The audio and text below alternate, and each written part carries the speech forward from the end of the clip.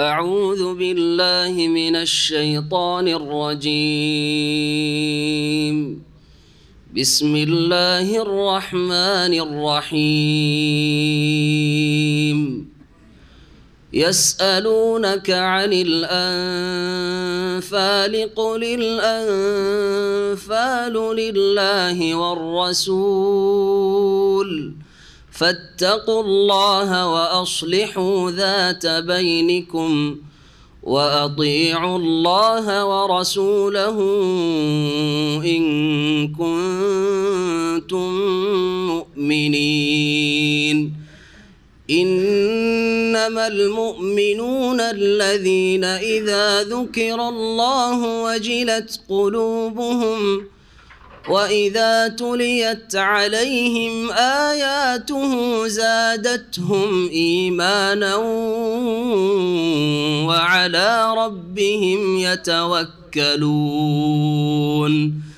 الذين يقيمون الصلاة ومما رزقناهم ينفقون أولئك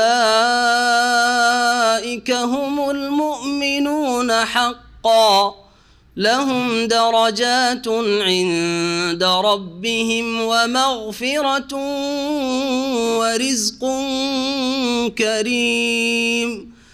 كما أخرجك ربك من بيتك بالحق وإن فريقا من المؤمنين لكارهون يجادلونك في الحق بعدما تبين كأنما يساقون إلى الموت وهم ينظرون. وإذ يعدكم الله إحدى الطائفتين أنها لكم وتودون أن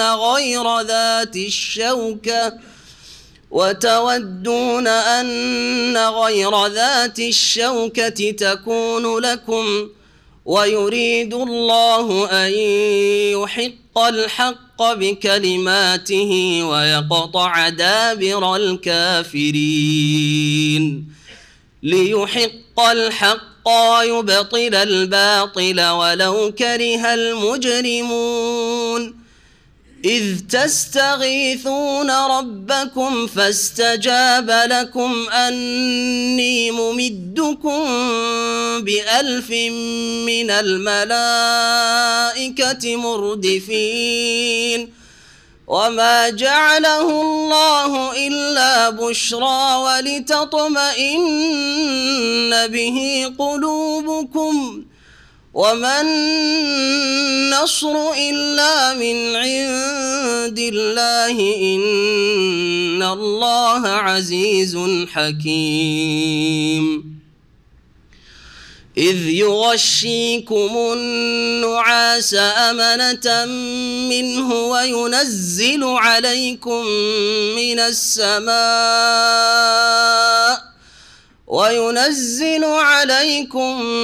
السماء ماء ليطهركم به ويذهب عنكم رجز الشيطان وليربط على قلوبكم ويثبت به الأقدام. إذ يوحي ربك إلى الملائكة أني معكم فثبتوا الذين آمنوا سألقي في قلوب الذين كفروا الرعب فاضربوا فوق الأعناق واضربوا منهم كل بنان. ذلك بأنهم شاقوا الله ورسوله ومن يشاقق الله ورسوله فإن الله شديد العقاب. ذلكم فذوقوه وأن للكافرين عذاب النار. يا أيها الذين آمنوا إذا لقيتم الذين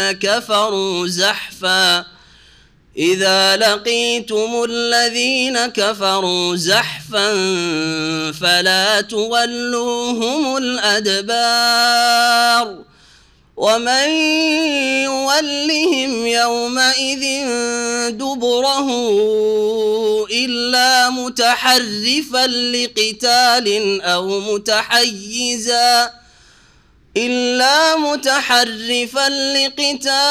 أو متحيزا إلى فئة فقد باء بغضب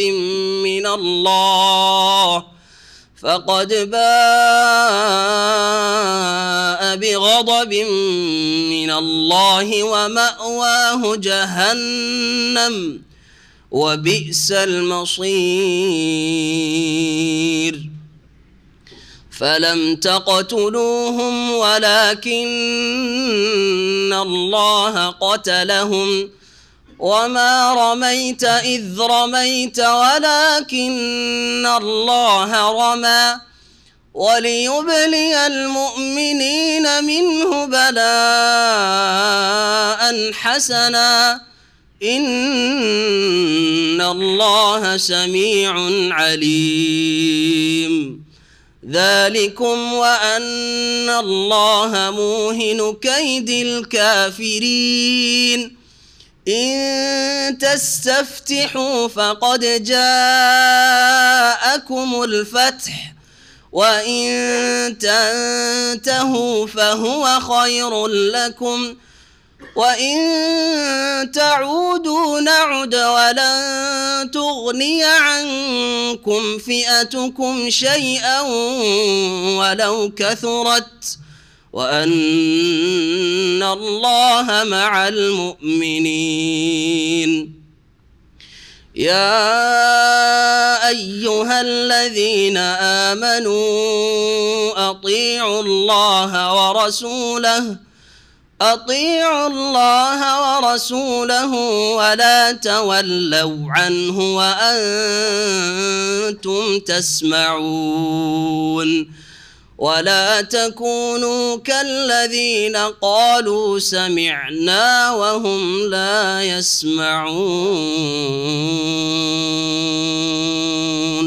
إن الحمد لله نحمده ونستعينه ونستغفره ونعوذ بالله من شرور أنفسنا ومن سيئات أعمالنا من يهده الله فلا مضل له ومن يضلل فلا هادي له وأشهد أن لا إله إلا الله وحده لا شريك له وأشهد أن محمدا عبده ورسوله صلى الله تعالى عليه وعلى آله وصحبه وسلم تسليما كثيرا. أما بعد فأعوذ بالله من الشيطان الرجيم. بسم الله الرحمن الرحيم. يسألونك عن الأنفال قل الأنفال لله والرسول فاتقوا الله وأصلحوا ذات بينكم وأطيعوا الله ورسوله إن كنتم مؤمنين. إنما المؤمنون الذين إذا ذكر الله وجلت قلوبهم وإذا تليت عليهم آياته زادتهم إيمانا وعلى ربهم يتوكلون. মহান আল্লাহর সমস্ত প্রশংসা আল্লাহ পাক রব্বুল আলামিন কোরআনে কারীম নাযিল করেছেন, যার মাধ্যমে মুমিনদের অন্তরকে আল্লাহ পাক রব্বুল আলামিন আরও আলোকিত করেছেন, তাদের ঈমানকে বৃদ্ধি করেছেন। আর কাফেরদেরকে আল্লাহ পাক রব্বুল আলামিন কোরআনে কারীম নাযিল করে তাদেরকে হেদায়েত করতে চেয়েছেন, কিন্তু তারা যখন তাদের থেকে হেদায়েত গ্রহণ করেনি, আল্লাহ পাক কোরআনে কারীম দিয়ে তাদেরকে লাঞ্ছিত অপদস্থ করেছেন।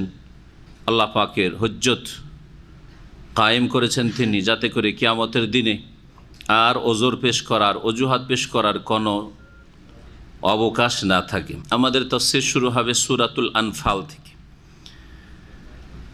সূরাতুল আনফাল নবী করিম সাল্লাল্লাহু আলাইহি ওয়াসাল্লামের মদিনার জীবনে বদর যুদ্ধের সময় নাযিল হয়েছে। দ্বিতীয় হিজরিতে বদর যুদ্ধ যেই সময় ঘটেছিল, আর বদর যুদ্ধের কথাই বিশেষভাবে এই সূরার আসল বিষয়বস্তু। এই সূরার নামকরণ হচ্ছে আনফাল নাফলুনের বহু বচন। নফল থেকে আমরা নফল নামাজ বলি, নফল সাদকা, নফল রোজা, নফল, এই যে নফল শব্দটি বলে থাকি। তো নফল কোন অর্থে বলে থাকি আমরা? নফল মানে অতিরিক্ত। কিসের অতিরিক্ত? ফরজের উপর অতিরিক্ত। ফরজ নয়, অতিরিক্ত। ফরজ নয় কিন্তু অতিরিক্ত, একে নফল বলা হয়। এবাদতের ক্ষেত্রে এমন অতিরিক্ত এবাদত যেটা শরীয়তে যার অনুমতি আছে, এমন না যে অনুমতি নেই। আবার অতিরিক্ত যদি হয় শরীয়তে অনুমতি নেই, নবী সাল্লাল্লাহু আলাইহি ওয়াসাল্লাম এই রকমের নফল ইবাদত বন্দেগী করেননি, তাহলে সেটা বিদআত, ধর্মের নামে নতুন কাজ করা, যা নবী করিম সাল্লাল্লাহু আলাইহি ওয়াসাল্লাম করেননি, অতিরিক্ত, সেটা হচ্ছে বিদআত। কিন্তু অতিরিক্ত তার সাথে সাথে নবী করিম সাল্লাল্লাহু আলাইহি ওয়াসাল্লাম থেকে তার প্রমাণ কোরআন এবং হাদিস দ্বারা প্রমাণ রয়েছে, সেগুলিকে নফল ইবাদত বলা হয়। নফল নামাজ হোক, নফল রোজা সিয়াম হোক, নফল দান খায়রাত হোক, নফল হজ হোক, নফল কাজকর্ম, পরোপকারিতা। অনেক সময় জরুরি নয়, উপকার করার জন্য মেলা লোক আছে, তার মধ্যে আপনি বেরিয়ে পড়লেন, নফল কাজ করলেন। নফল মানে হচ্ছে অতিরিক্ত। তো এখানে সূরাতুল আনফালকে আনফাল, নাফলুনের বহু বচন আনফাল কেন বলা হয়েছে?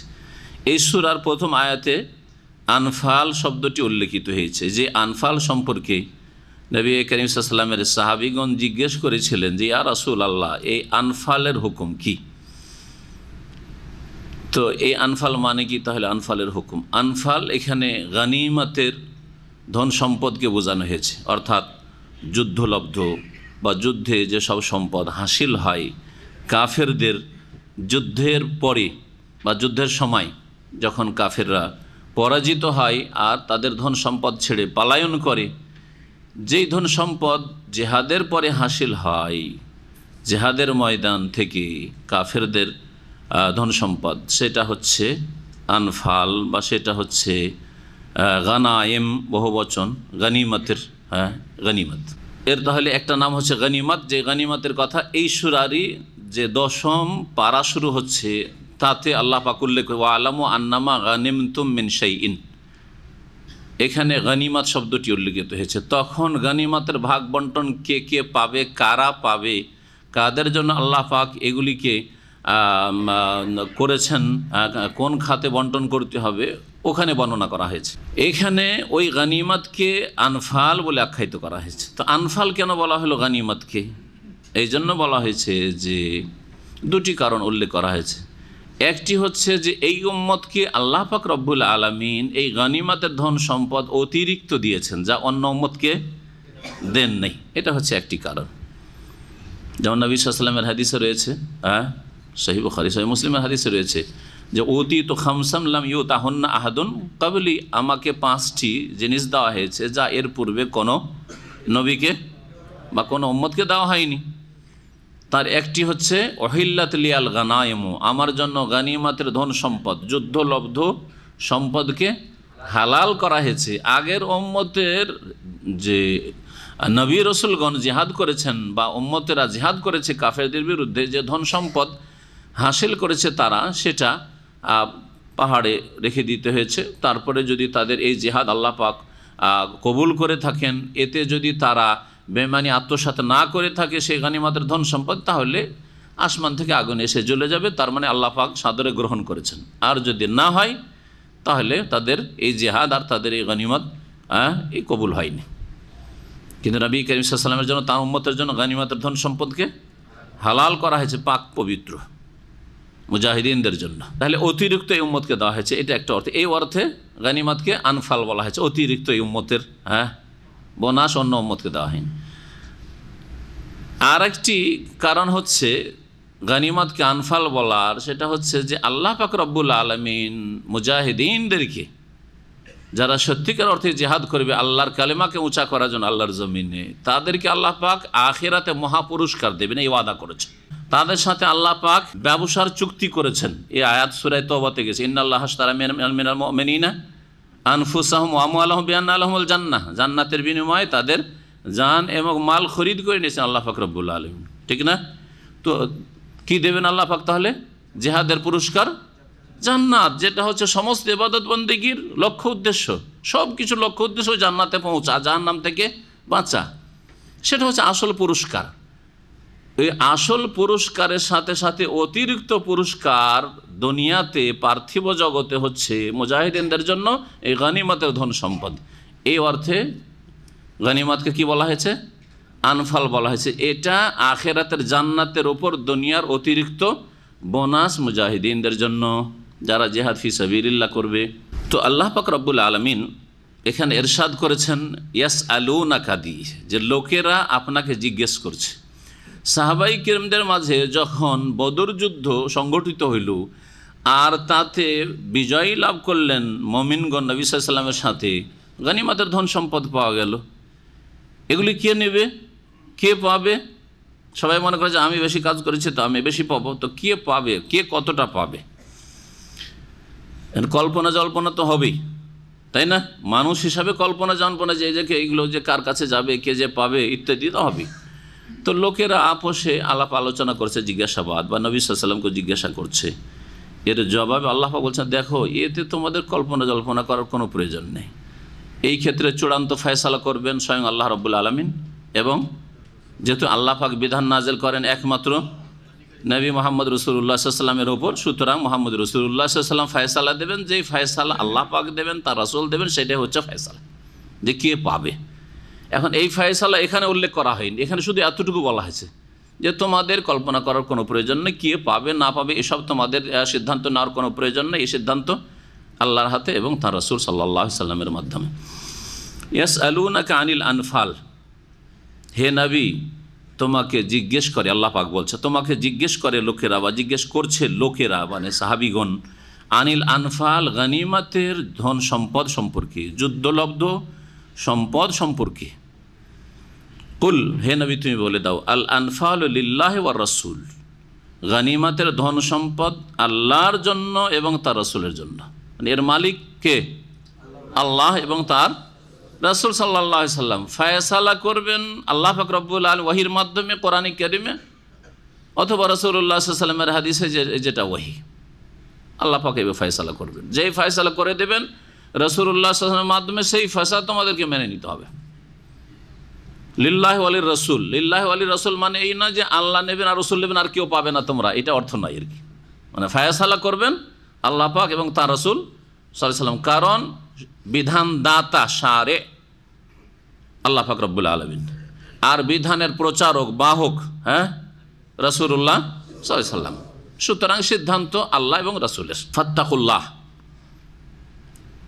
এখানে তিনটি নির্দেশ দেওয়া হয়েছে মুমিনদেরকে, আর এমন মুমিন যারা সবচেয়ে শ্রেষ্ঠ মুমিন রাসূলুল্লাহ সাল্লাল্লাহু আলাইহি ওয়াসাল্লামের সাথী সঙ্গীদের মধ্যে, সাহাবায়ে কেরামদের মধ্যে যারা বদরের যুদ্ধে হাজির হয়েছেন, তাদেরকেও তিনটি নির্দেশ দিয়েছেন। যেই তিনটি নির্দেশ অত্যন্ত গুরুত্ব রাখে জেহাদের ময়দানে বিশেষ করে, আর প্রত্যেক মুসলিমের দৈনন্দিন জীবনেও। ফাত্তাকুল্লাহ, প্রথম হুকুম হচ্ছে আল্লাহ পাকের, আল্লাহকে ভয় করো। সুতরাং কি করো? আল্লাহ এবং রাসূলের হাতে যখন চূড়ান্ত ফয়সালা গনিমতের ধন সম্পদ ভাগ বন্টনের, তোমরা কি করো? আল্লাহকে ভয় করো। ওয়াসলিহু যাতা বাইনাকুম, আর দ্বিতীয় ওয়াসলিহু যাতা বাইনিকুম, আর দ্বিতীয় নির্দেশ হচ্ছে যে তোমরা তোমাদের আপোষের সদ্ভাব স্থাপন করো বা স্থাপিত রাখো। তোমাদের মাঝে সদ্ভাবকে কি করো? স্থাপিত রাখো, মজবুত রাখো। ওয়াসলিহু যাতা বাইন, আপোষে যাতে করে তোমাদের মাঝে মনোমালিন্য, কলহ, বিবাদ সৃষ্টি না হয়। জিহাদের ময়দান গনিমত ধন সম্পদ পাওয়া গেছে, এই নিয়ে আপোষে কলহ শুরু হয়ে গেছে, এটা যেন মোটেই না হয়। আপোষে আমি কম পেলাম, সে বেশি পেয়ে গেল, যদি শুরু হয় তাহলে কি হবে? কলহ শুরু হবে না? হবে না? এইরকমটা করিও না, তাহলে এখানে বলা হয়েছে। আর এইরকমই যাতে সম্পর্কের অবনতি ঘটে যে কোনো ক্ষেত্রে, ওয়াসলিহু যাতা বাইনাকুম, এমন কিছু করিও না যাতে তোমাদের আপোষের সম্পর্কের অবনতি ঘটে, সম্পর্ক খারাপ হয়ে যায়। আগের নির্দেশ কি ছিল? আল্লাহকে ভয় কর। আল্লাহকে ভয় করলে হবে কি? কেউ চুরিয়ে রেখে দিবে না, যে আমি এটা পেয়েছি, কেউ তো দেখতে পাইনি, লুকিয়ে আমার ব্যাগে ঢুকিয়ে রেখে দিই, করবে? কারণ আল্লাহকে ভয় করা। জি, তাহলে জীবনের প্রতিটি ক্ষেত্রে এই নির্দেশ মুমিন মুসলিমের জন্য। আর বিশেষ করে জিহাদের ময়দানে কেউ যদি তাকওয়া অবলম্বন করে, আল্লাহকে ভয় করে, তো একটা সূচ পর্যন্ত রাখবে না। খাইবারের যুদ্ধে একজন সাহাবী একটা শুধু চাদর, একটা চাদর রেখে নিয়েছিল। সেজন্য নবী সাল্লাল্লাহু আলাইহি সাল্লাম যখন ওই লোকটি পরে শহীদ হল, নবী সাল্লাল্লাহু আলাইহি সাল্লামের সাহাবীরা বলেছেন, ইয়া রাসূলুল্লাহ, অমুক জান্নাতি। তখন কি বলেছেন নবী সাল্লাল্লাহু আলাইহি সাল্লাম? কাল্লা ওয়াল্লাহ, কোশ্চিন কালেও না, সে জান্নাত যেতে পারবে না। আমি দেখতে পাচ্ছি যে চাদরটি সে গনিমতের ধন সম্পদ থেকে চুরি করেছিল, লুকিয়ে রেখেছিল, সেটা তার উপর দাউ দাউ করে জাহান্নামের আগুনে জ্বলছে। অথচ জিহাদ করেছে, অথচ আল্লাহর রাস্তায় নিহত হয়েছে। কিন্তু যখন সাহাবীরা বললেন যে সে জান্নাতি, তখন নবী সাল্লাল্লাহু আলাইহি ওয়াসাল্লাম বলেন, আমি দেখতে পাচ্ছি যে আগুনে, সে জাহান্নামের আগুনে জ্বলছে, তার ওই কম্বলের সাথে বা চাদরের সাথে। আল্লাহকে ভয় করা কত জরুরি জিনিস। তাহলে আপনি যতই ইবাদতবন্দি করেন না, যতই আপনার সহি আকীদা হোক, আর যতই আপনি ভালো মানুষ হন না কেন আখলাক আমলে, কিন্তু যদি আপনার রুজিতে হারাম থাকে, তাহলে এই হারাম রুজির কারণে জাহান্নামে যেতে হবে, জাহান্নামে চলতে হবে। বিশেষ করে যেটা জনগণের ধন সম্পদ, সেখানে কিন্তু আরো বেশি অপরাধ বেড়েছে। একজনের মাল চুরি করেছেন, তাহলে আপনার বাদী কিয়ামতের দিনে একজন হবে, একজন মালিকের চুরি করেছেন অথবা একজন ব্যক্তির চুরি করেছেন। কিন্তু যখন জনগণের সম্পদ হবে, গনিমতের ধন সম্পদ জনগণের সম্পদ, বাইতুল মাল, এইরকম রাষ্ট্রীয় সম্পদ হচ্ছে জনগণের সম্পদ, রাষ্ট্রীয় সম্পদ আপনি ভেঙে ফেলে দিলেন, আগুন লাগিয়ে দিলেন, জ্বালিয়ে দিলেন, সরকারি বাস জ্বালিয়েছে, বেসরকারি তো জ্বালেন। বেসরকারি জ্বালালে একজনে জ্বালালেন, আর সরকারি জ্বালালে গোটা দেশের সমস্ত নাগরিকের হতে ভাগ আছে নাকি? এগুলো তো আমাদের দেশের মানুষরা বুঝে না। আর এরই নাম আবার অনেকে জিহাদও দেয়। যারা দুনিয়ার পেট পূজার রাজনীতি করছে, তারা তো নিজের স্বার্থের জন্য করছে, ওরা জিহাদ বলে না, আর ওটাকে ধর্ম বলে না। ওরা বিধর্মিতার কাজ করছে, ওরা পেটের স্বার্থে আর গদির স্বার্থে করছে। কিন্তু যারা ধর্মের নামে করছে, তারা আবার এটাকে জিহাদের নাম দিচ্ছে। অথচ কিয়ামতের দিনে বাদী সকলে আসবে আপনার বিরুদ্ধে, আমাদের ধন সম্পদ ধ্বংস করেছে, অর্থনীতি ভেঙে পড়েছে দেশের, করবে না? জি হ্যাঁ। নবী করিম সাল্লাল্লাহু আলাইহি ওয়াসাল্লাম এমনি চুরি করার চাইতে গনিমতের ধন সম্পদ চুরির ক্ষেত্রে শাস্তির কথা বেশি শক্ত করে বলেছেন, কারণ এখানে সকলের হক নষ্ট করা হইল, সমস্ত মুজাহিদিনদের হক নষ্ট করা হইল, জনগণের হকের মতো। তৃতীয় নির্দেশ কি? ওয়াতিউল্লাহ ওয়া রাসূলাহ ইন কুনতুম মুমিনিন, তোমরা যদি সত্যিকার অর্থে বিশ্বাসী হও, ইমানদার হও, তাহলে আল্লাহর আনুগত্য করো আর তার রাসূল সাল্লাল্লাহু আলাইহি ওয়াসাল্লামের আনুগত্য করো। আনুগত্য জরুরি যে কোনো ক্ষেত্রে। দুইজন থাকলে, দুইজনে যদি বলে আমরা কেউ কাউকে মানি না, ও ওর মতো চলুক, আমি আমার মতো চলবো, শান্তি পাবেন না। কিন্তু যদি মনে করেন যে আমরা দুইজন আছি, তো একজন যেহেতু সিনিয়র, সুতরাং তার কথা একটু মানি, তার পরামর্শ নিই, তাহলে কিন্তু সুষ্ঠুভাবে পরিচালিত হবে যে কোনো প্রতিষ্ঠান, ঠিক না? স্বামী স্ত্রী দুজন, ছেলে মেয়ে নেই, কেউ কাউকে মানতে চায় না, চলবে? গাড়ি অচল, এইরকমই কর্মক্ষেত্রে, এইরকমই সফরে দুইজন সঙ্গে বেরিয়েছেন হজ বা উমরা করতে, আর দুইজনে মনে করছেন যে আমি কি ওর চাইতে কম। আপনি বলছেন আমি এই পেট্রোল পাম্পে থামবো, ও বলছে না থামবো না, সামনে গিয়ে থামবো, 10 কিলোমিটার যেয়ে থামবো। আপনি বলছেন না এই হোটেলে খাবো, বলছেন না এই হোটেল না, আরেক হোটেলে খাবো আমি। ঝগড়া শুরু হবে না? শুরু হয়ে যাবে। আনুগত্য জরুরি। আর সবচেয়ে বড় আনুগত্য হচ্ছে নিঃশর্ত, কোনো শর্ত নেই, তা হচ্ছে আল্লাহর আনুগত্য, আল্লাহর কথা মানা, এবং তার রাসূল সাল্লাল্লাহু আলাইহি ওয়াসাল্লামের আনুগত্য করার ক্ষেত্রে কোনো শর্ত চলবে না। যে আমাদের ইমাম সাহেব বলেছে কিনা, আমাদের হুজুররা বলছে কিনা, আমাদের দেশের আলেমালা কি বলছে, আমাদের অমুক কি মুরব্বী কি বলছে, আমাদের পীর সাহেবের তরিকা কি আছে, কোনো কিছু দেখা দেখি না। আল্লাহ এবং রাসূলের কথা মানতে হবে। যখন আপনার কাছে প্রমাণিত হয়ে যাবে এটাই আল্লাহর কথা, এটাই হচ্ছে রাসূলুল্লাহ সাল্লাল্লাহু আলাইহি ওয়াসাল্লামের ফয়সালা।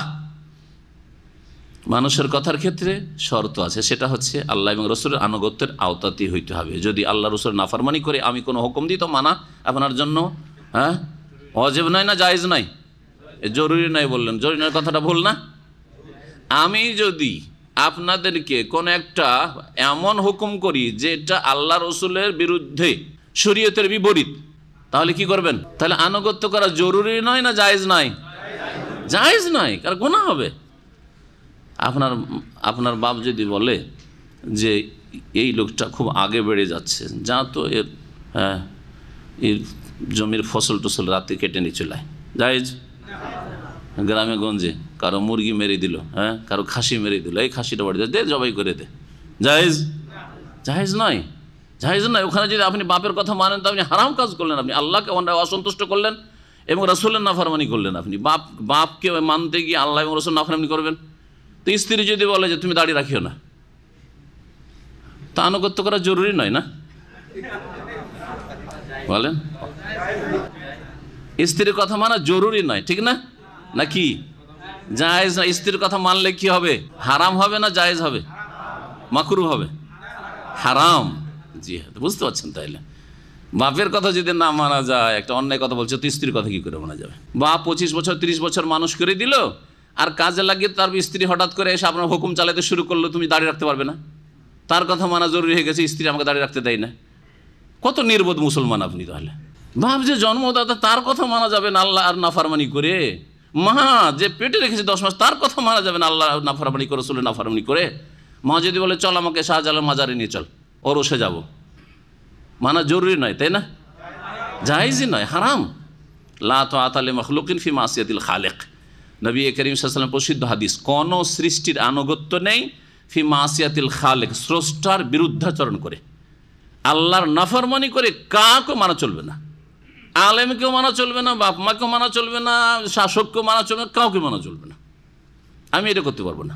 ওয়াতিউল্লাহ ওয়া রাসূলাহ, আল্লাহর আনুগত্য করো এবং রাসূলের আনুগত্য করো। ইন কুনতুম মুমিন, তোমরা যদি সত্যিকার মুমিন হও।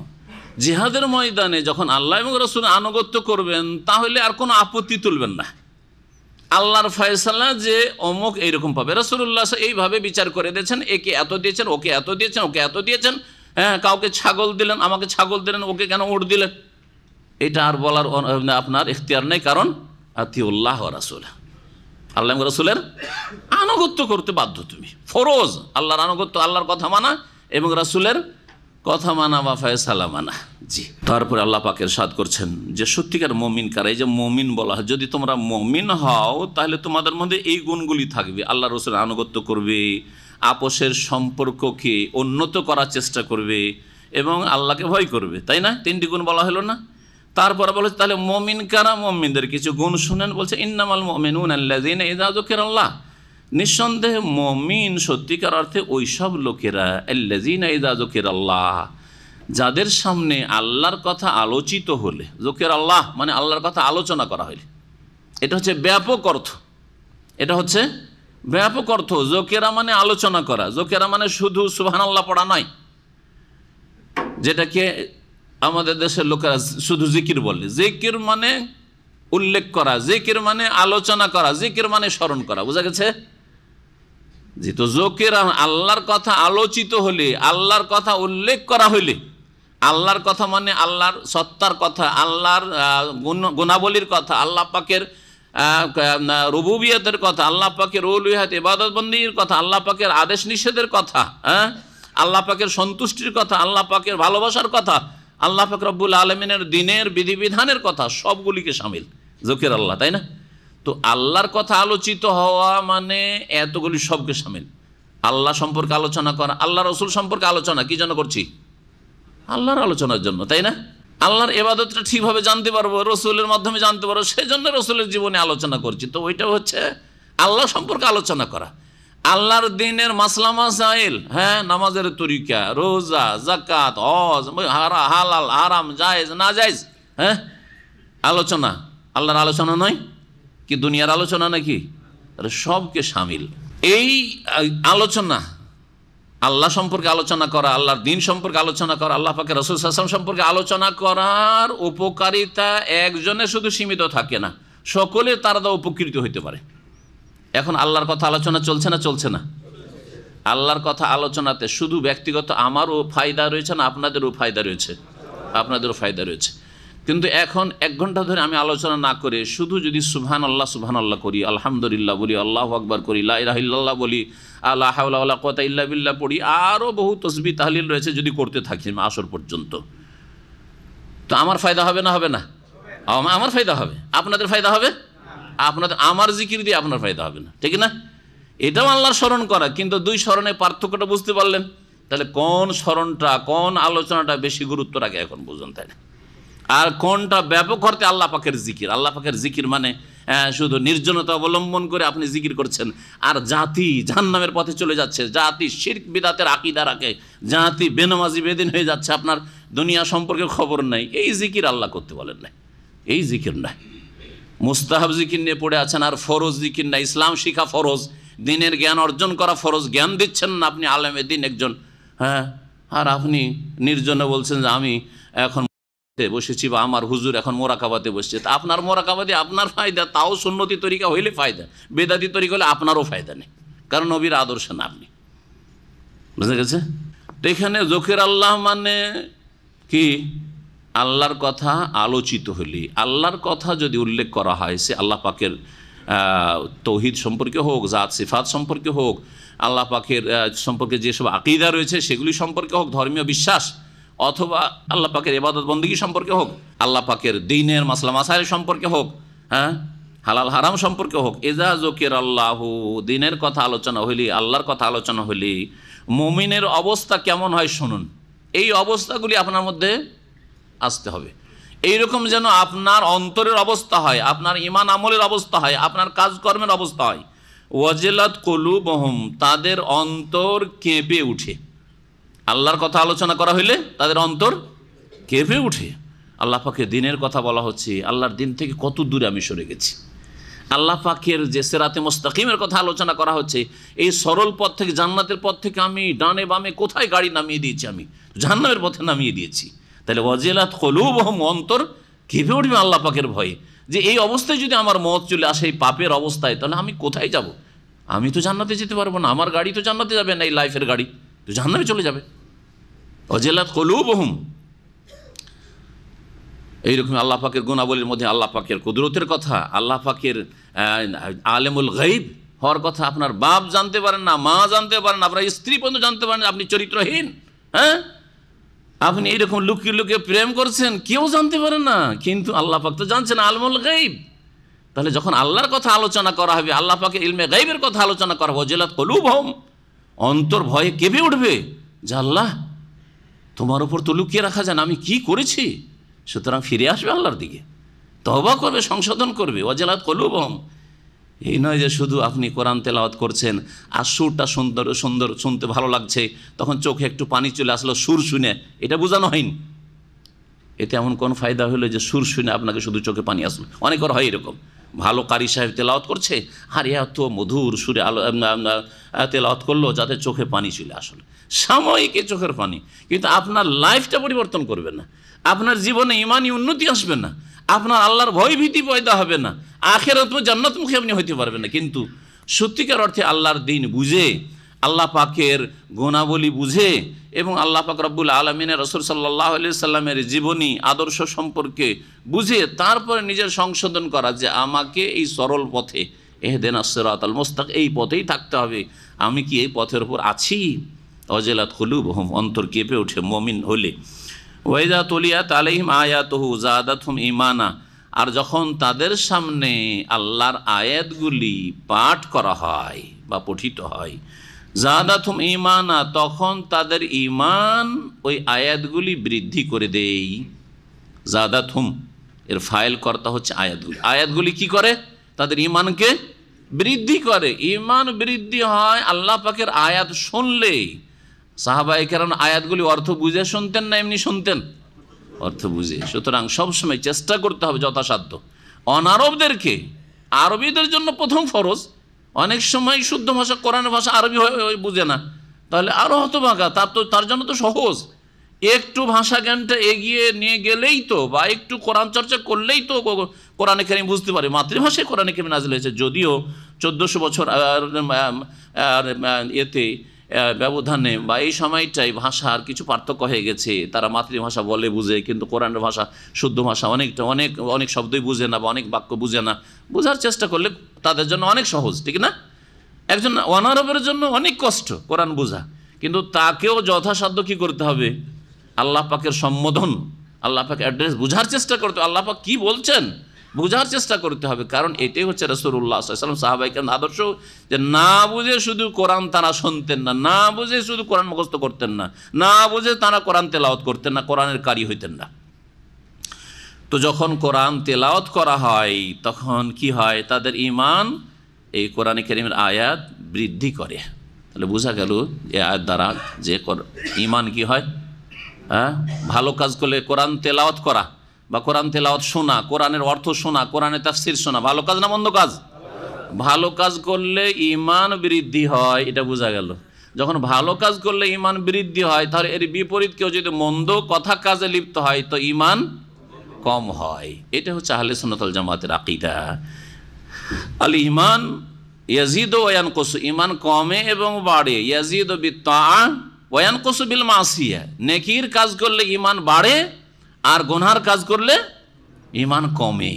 মানুষ যখন গুনাহ করতে থাকে অন্তরে একটা করে কালো দাগ পড়তে থাকে, নবী সাল্লাল্লাহু আলাইহি ওয়াসাল্লাম হাদিস রয়েছে, নকরাতাত নকতাতান সাউদা, একটি করে কালো দাগ হইতে হইতে হইতে গোটা তার হৃদয়টাকে, অন্তরটাকে এই কালো দাগ, পাপের এই কালো দাগে এমন করে ঘিরে ফেলে যাকে আল্লাহ কোরআনের ভাষায় মরিচা বলেছেন, কাল্লা বাল রানা আলা কুলুবিহিম মা কানু ইয়াকসিবুন। তাদের কৃতকর্মের কারণে তাদের হৃদয়ের ওপর, অন্তরের ওপর কি হয়ে গেছে, রান জং মরিচা লেগে গেছে। এই মরিচা ছুটাইতে হবে কি দিয়ে? তওবা ইস্তিগফার দিয়ে। তওবা ইস্তিগফার দিয়ে নবী করিম সাল্লাল্লাহু আলাইহি সাল্লাম দিনে 100 বার করে তওবা ইস্তিগফার পড়তেন, অথচ তার গুনাহ নেই, অথচ তার আগের পরের ভুল ভ্রান্তির ক্ষমার অগ্রিম ঘোষণা আল্লাহর পক্ষ থেকে। তাহলে আপনার কতটা তওবা ইস্তিগফার দিনে করছেন আর কতটা আল্লাহ অভিমুখী আপনি আপনার অবস্থা যাচাই করুন। আল্লাহ পাক যেন আমাদের ঈমান বৃদ্ধি করেন, গুনার কথা কাজ থেকে বেঁচে থাকার তৌফিক দান করেন। আর 3 নম্বর গুণ হচ্ছে ওয়ালা রব্বিহিম ইয়াতাওয়াক্কালুন, সত্যিকার মুমিন ওরা যারা তাদের প্রতিপালকের ওপর আস্থা ভরসা রাখে। কাজ করে রেজাল্ট, পরিণতিটা আল্লাহর জন্য ছেড়ে দাও। আল্লাহ আমি আমার কাজ করলাম, এখন তুমি তোমার কাজ করো। যে কোনো ক্ষেত্রে চাকরি করেন, ডিউটি করেন, ডিউটি করে আল্লাহ তুমি আমার রুজিতে বরকত দাও। ডিউটি যাবেন না বলে আল্লাহ রুজিতে বরকত দাও, হবে? নবী সাল্লাল্লাহু আলাইহি ওয়াসাল্লাম বদরের যুদ্ধেরই আলোচনা শুরু হয়েছে, তাই না? বদরের যুদ্ধের না গিয়ে মসজিদে নববীতে তো দোয়া করতে পারতেন। যদি এটা ইসলাম হইতো, ইসলাম সমর্থন করত যে কাজকর্ম না করেই শুধু আল্লাহকে পাওয়া, জান্নাত পাওয়া, কাজকর্ম না করেই শুধু বিজয় লাভ করা, মেহনত পরিশ্রম না করেই শুধু সাকসেস হওয়া, এটার অবকাশ যদি থাকতো তাহলে নবী সাল্লাল্লাহু আলাইহি ওয়াসাল্লাম মসজিদে নববীতে বসে যেতেন। তখন মক্কা বিজয় হয়নি, মসজিদে নববীতে বসে যেতেন, আর বসে গিয়ে ওখানে আল্লাহর কাছে দোয়া করতেন। বদরের প্রান্তে গিয়ে কেন দোয়া করছেন? মসজিদে নববীতে 2 রাকাত নামাজের 1000 গুণের ফজিলত ছেড়ে বদরে গিয়ে 170 কিলোমিটার দূরে গিয়ে ওখানে করে গিয়ে তিনি দোয়া করছেন, এত দোয়া করছেন যে শরীর থেকে চাদর পড়ে যাচ্ছে, ওনার খবরই নেই, খবর নেই যে গায়ের চাদর পড়ে গেছে। আবু বকর সিদ্দিক রাদিয়াল্লাহু আনহু চাদরটা উঠিয়ে দিয়ে বলছেন যে কাফাকা মুনাশাদাতুকা রাব্বাকা, ইয়া রাসূলুল্লাহ, হে আল্লাহ রাসূল, আপনি আল্লাহর কাছে যে এইভাবে যাচ্ছা করেছেন, চেয়েছেন একগ্র চিত্তে, এটা যথেষ্ট হয়ে গেছে। আল্লাহ আপনার দোয়া কবুল করেছেন নিশ্চিত। ফাইনাল্লাহ সায়ুনজিজু লাকা মা ওয়াদাক, আল্লাহ যে আপনার সাথে প্রতিশ্রুতি করেছেন, ওয়াদা করেছেন যে আমি আমার রাসূলের সাহায্য করব, অবশ্যই আল্লাহ পাক এই ওয়াদা পূরণ করবেন, আজকে বিজয় লাভ করবেন। জি, কর্ম করে রেজাল্টটা আল্লাহর হাতে ছেড়ে দেওয়া এবং আল্লাহর কাছে দোয়া করতে। কর্ম 2 রকম, একটা হচ্ছে শারীরিক, মানসিক, দুনিয়াবি পার্থিব কর্ম, যার জন্য জিহাদের ময়দানে যেতে হয়েছে, যার জন্য আপনাকে ডিউটিতে যেতে হবে, যার জন্য আপনাকে ব্যবসার রিস্ক, লাভ লস যে কোনোটাই হইতে পারে কিন্তু করতে হবে, যার জন্য আপনাকে বিদেশে আসতে হয়েছে। আরেকটি হচ্ছে ইমানি কর্ম, দোয়া করতে হবে আল্লাহ আমার রিজিকে বরকত দাও, এটাও কর্ম আপনার। এই 2 কর্ম করে তারপরেও যে দোয়া করলেই হয়ে গেল, আর আমি ডিউটি করলেই হয়ে গেল, ব্যবসা চালু করলেই হয়ে গেল, বিদেশ আসলে হয়ে গেল, না, রেজাল্ট আমার হাতে নেই। রিজিক কার হাতে আছে? অফিস সামাই রিজকুম, আল্লাহর হাতে রয়েছে। সুতরাং রেজাল্টটা কার হাতে ছাড়তে হবে? এখন আল্লাহ তুমি রাজ্জাক, তুমি রিজিক দাও। আমার কাজ আমি করলাম, আমি দোয়াও করলাম তোমার কাছে, আর দোয়া করছি, আর আমি ডিউটিও করলাম, আমি ব্যবসাও করছি, আমি বিদেশেও আসলাম, এখন রাজ্জাক তুমি রিজিক দান করো। সতর্কতা অবলম্বন করতে হবে, যেমন আপনাকে ইতিবাচক চেষ্টা চালাতে হবে, তেমন নেতিবাচক থেকে বাঁচতে হবে, অনিষ্ট থেকে বাঁচার চেষ্টা করতে হবে না? টাকা হাতে নিয়ে সবাই দেখছি আর ভিড়ে জুমার দিন এই মার্কেট দিয়ে হাঁটছেন, আপনি আপনার ব্যাগ দিয়ে দেখা যাচ্ছে যে টাকার বান্ডিল নিয়ে ঘুরছেন, আপনি বলছে আল্লাহ ভরসা চলবে? আল্লাহ ভরসা বলে চলবে? চলবে না। হ্যাঁ, আপনার রুমে অনেক সাথী সঙ্গীরাই থাকা, যেখানে সেখানে আপনি দামি দামি জিনিস ফেলে রেখে দেন, চলবে? হ্যাঁ, অনেকের ইমান দুর্বল রয়েছে। তাহলে সতর্কতা। আল্লাহ বলছেন খুজু হিজরাকুম, জিহাদের ময়দানে গিয়ে যখন নামাজ সলাতুল খৌফ ভয় ভীতির নামাজ পড়তে বল, তখনও বলছেন তোমরা সতর্কতা অবলম্বন করো, তোমরা সতর্ক সাবধান থাকো, নামাজও পড়ো, সতর্ক সাবধান থাকো, সতর্ক সাবধান থাকো। খুজু হিজরাকুম, আল্লাহ ভরসা, আমরা কোনো কিছু করব না, যা হবে হবে, এটা নাই। হ্যাঁ, সতর্কতা অবলম্বন করতে বলেন। এগুলি হচ্ছে মানুষের দুনিয়ার উপায় উপকরণ গ্রহণ করা, যা নবী সাল্লাল্লাহু আলাইহি ওয়াসাল্লাম করেছেন। ওয়ালা রব্বিহিম ইয়াতাওয়াক্কালুন, তাদের প্রতিপালকের উপর ভরসা রাখে। তাওয়াক্কুল, আল্লাহ ভরসা সম্পর্কে আজকে জুমার দিনে যারা মসজিদে ছিলেন ওখানে শুনে এসছেন।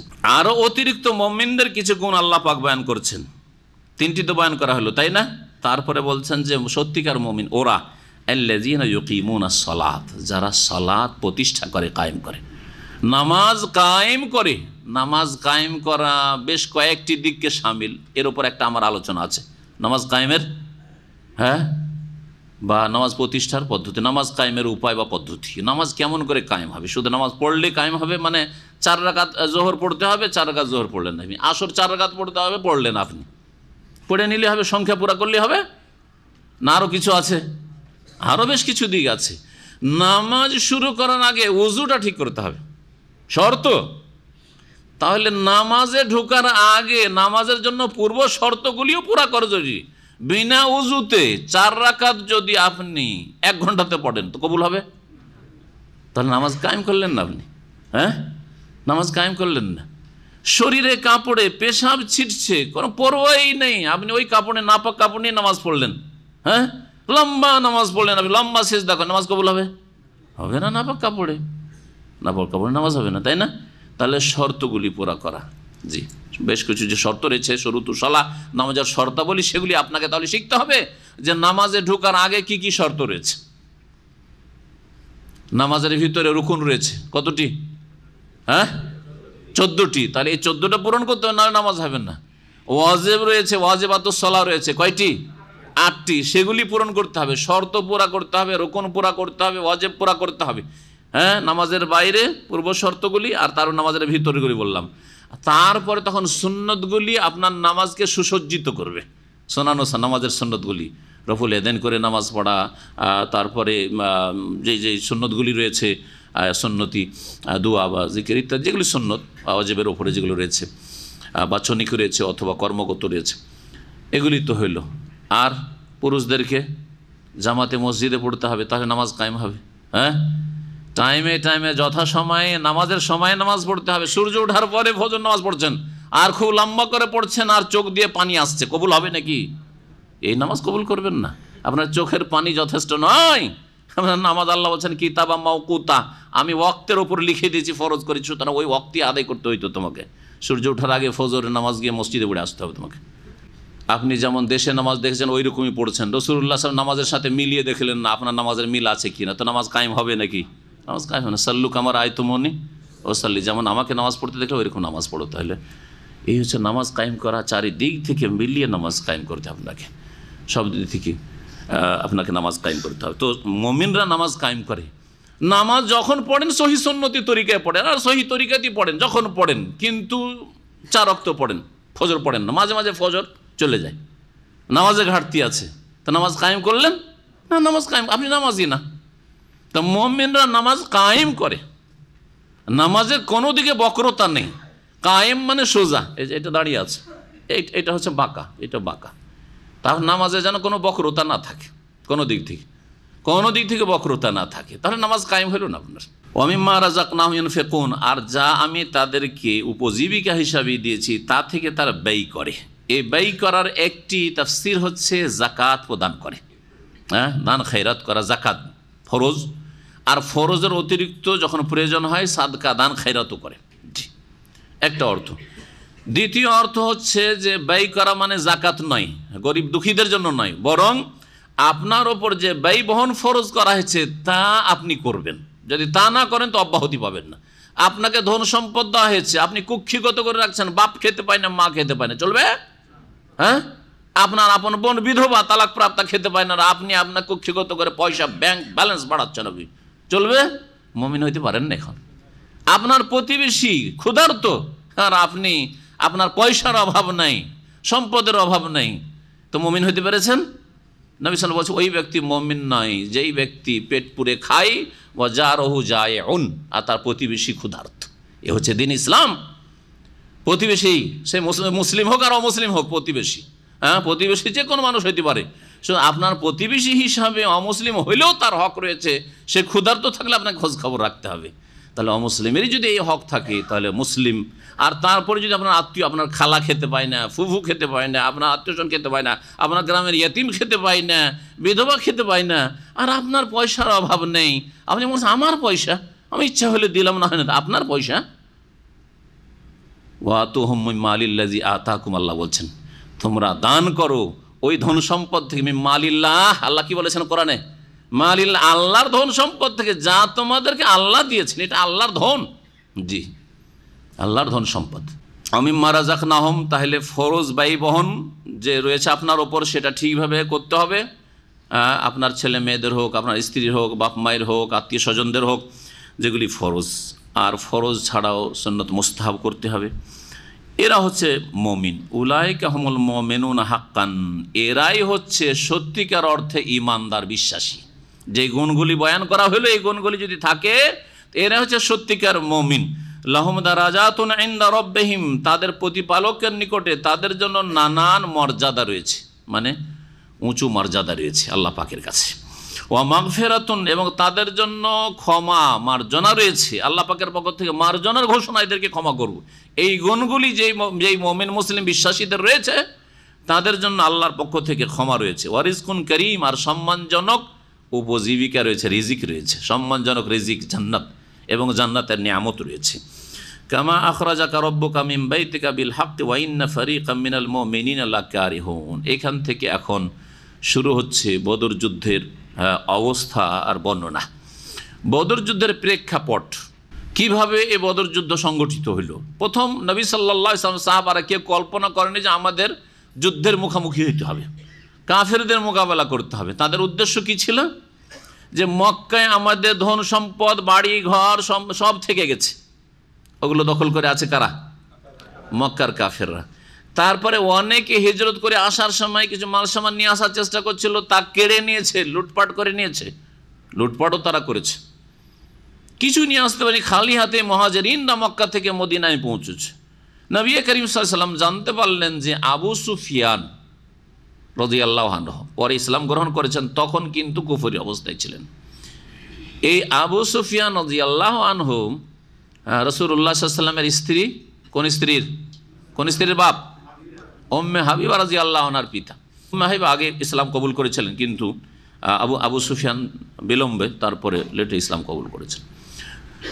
তো আবু সুফিয়ানের নেতৃত্বে বাণিজ্য কাফেলা মাল সামান ব্যবসা বাণিজ্য করে নিয়ে শাম দেশ থেকে, শাম বলতে তখনকার প্যালেস্টাইন, তারপরে বর্তমান সিরিয়া, জর্ডন, সবকে সামিল, ওই দেশে ব্যবসা বাণিজ্যের জন্য 6 মাস ওইদিকে যেত ওরা আরবরা, আর 6 মাস ইয়ামানের দিকে যেত। রেহলাতা শীতায় ও সাহেব, শীতকালে শীত পড়ে বেশি, কোন দিকে? উত্তর দিকে না দক্ষিণ দিকে? উত্তর দিকে, মানে শাম দেশে।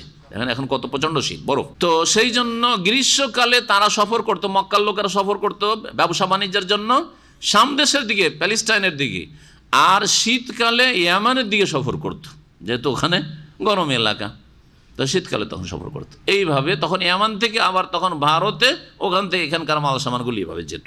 যথেষ্ট মাল সামান নিয়ে আসছেন আবু সুফিয়ানের নেতৃত্বে এই বাণিজ্য কাফেলা। নবী সাল্লাল্লাহু আলাইহি ওয়াসাল্লাম জানতে পেরে বললেন যে এক কাজ করো, চলো গিয়ে আমরা প্রতিশোধ নিই। আমাদের ধন সম্পদ বা তোমাদের ধন সম্পদ তারা লুটে রেখে দিয়েছে বা তারা ভোগ করছে, তাদেরগুলি আমরা ক্ষতিপূরণ। আর তারপর আল্লাহ পাক রব্বুল আলামিনের পক্ষ থেকে নির্দেশ যে আর্থিক দিক থেকে তাদের ওপর একটা মার পড়ার প্রয়োজন।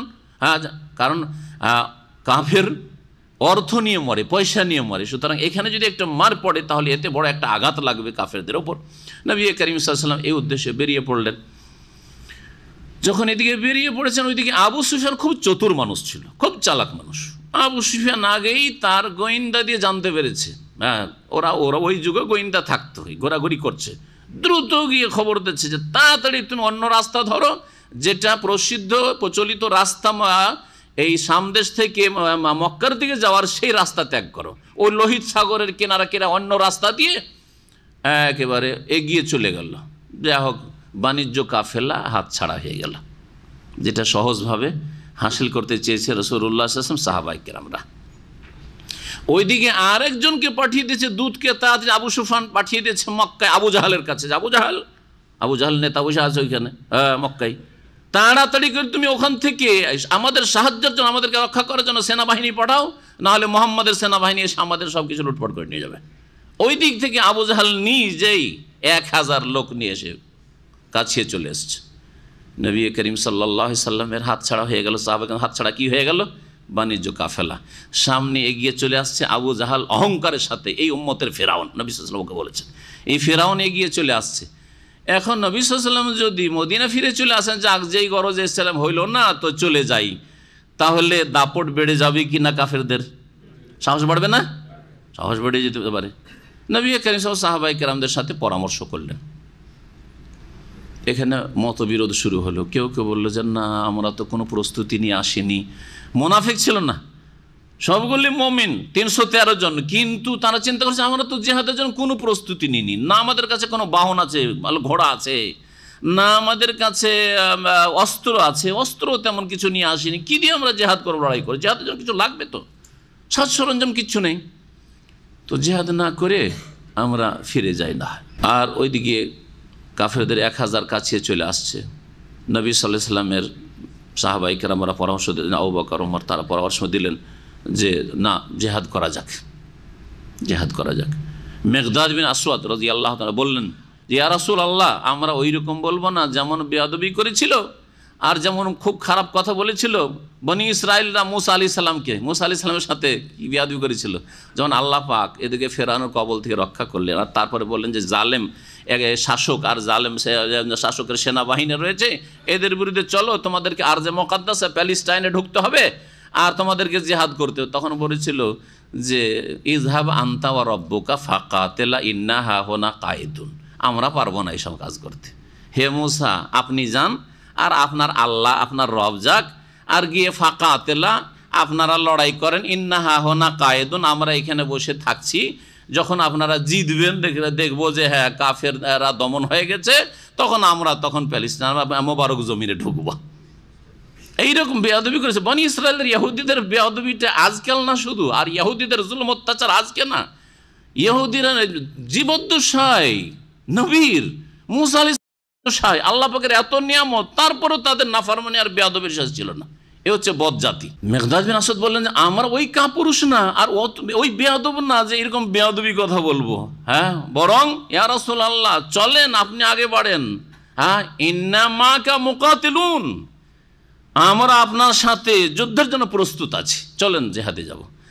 যা হোক, আল্লাহ পাক এখানে আয়াতগুলি নাযিল করলেন যে তোমরা তো পছন্দ করছিলে কি যে আমরা আরামে আরামে ধন সম্পদটি লুটে নিয়ে চলে আসি আর আমরা লড়াই না করি, কিন্তু আল্লাহ তোমাদের জন্য এর চাইতে বেশি কল্যাণ চাইছিলেন। ধন সম্পদ গনিমত হাসিল হবে, আর ওদের ওপর একটা মায়েরও পড়বে, ওদের বড় বড় কাফের নেতাগুলি ধ্বংস হবে, যাতে ওদের কোমরটা ভেঙে যাবে, দুর্বল হবে।